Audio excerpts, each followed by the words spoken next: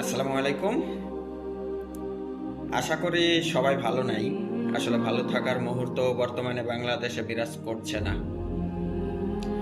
কিছু কথা বলি, সেটা হচ্ছে আমরা কিছুদিন আগেও সবাই একটা কথা জোর গলায় বলতাম, সেটা হচ্ছে আমরা সবাই হাদি হব।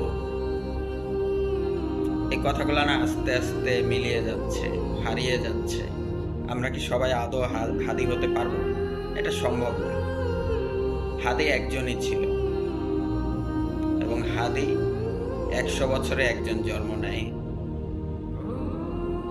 তাই আমরা চাইলেও সবাই হাদি হতে পারবো না। আর একটা কথা বলি, সেটা হচ্ছে আমরা অনেকেই বলি আমরা অনেক লাকি। আমরা এই প্রজন্মে যারা আছি তারা আগামী প্রজন্মকে বলতে পারবো আমাদের একজন হাদি ছিল।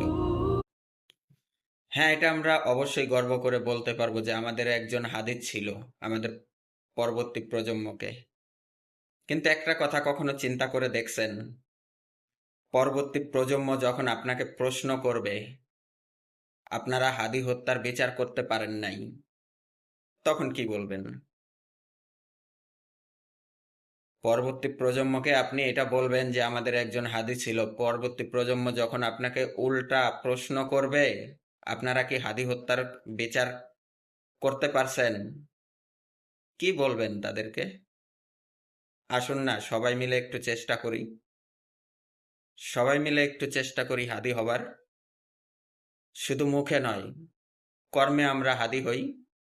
আমরা হাদির হত্যার বিচারটা করি, যেন পরবর্তী প্রজন্মকে আমরা এটা বলতে পারি, হ্যাঁ আমাদের একজন হাদি ছিল এবং তার হত্যার বিচার আমরাই করেছি। We want justice, justice for Hadi. ইনকিলাব জিন্দাবাদ।